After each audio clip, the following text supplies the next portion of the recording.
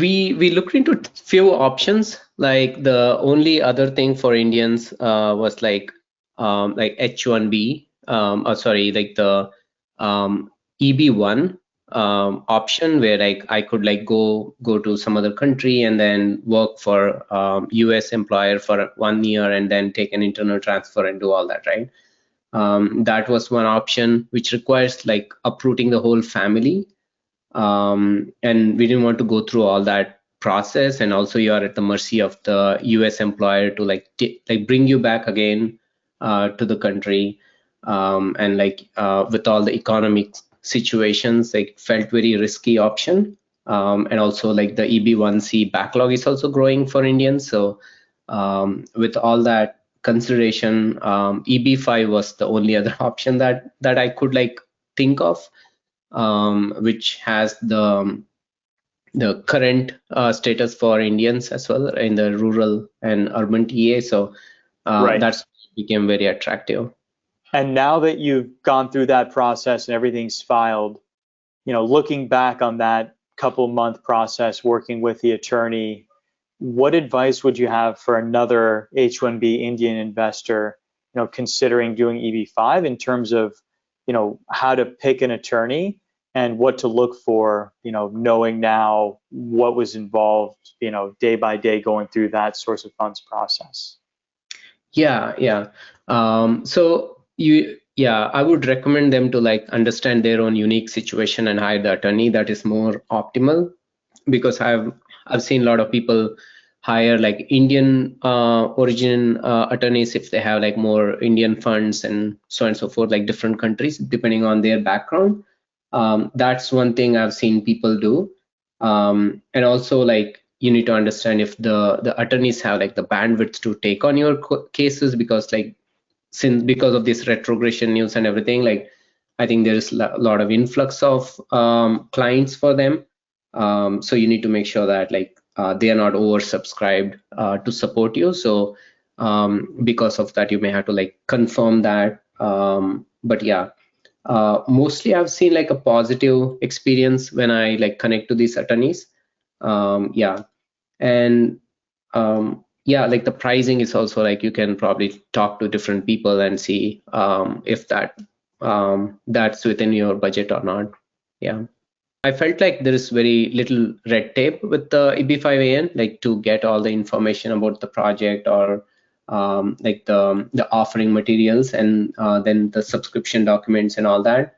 So the transparency was great, so that kind of like made me comfortable. And also like the variety of different projects, right?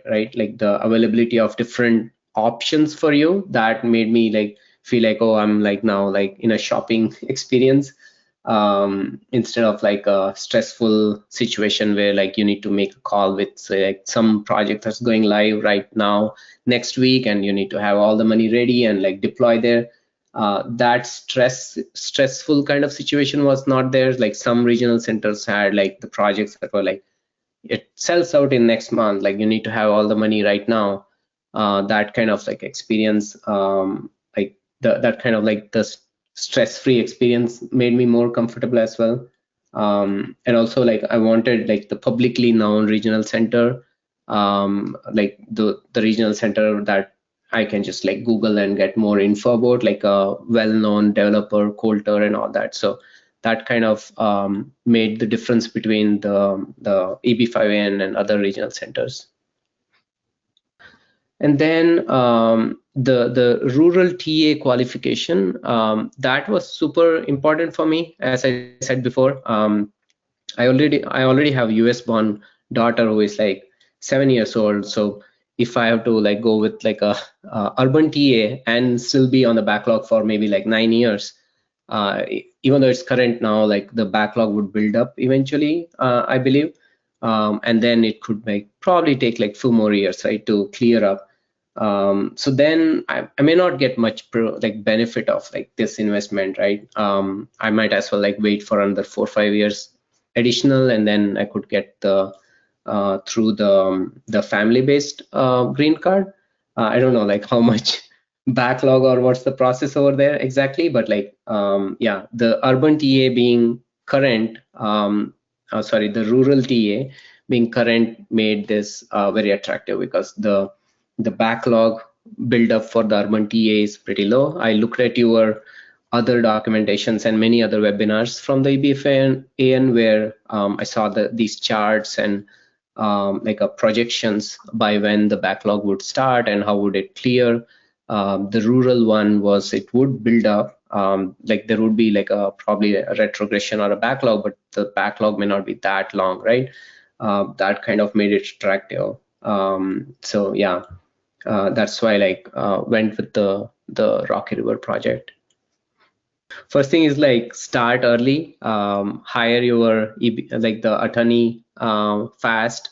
It's very easy to go with the analysis paralysis of all the attorneys, all the regional centers, so many options for you, right? So it's easy to get lost in that.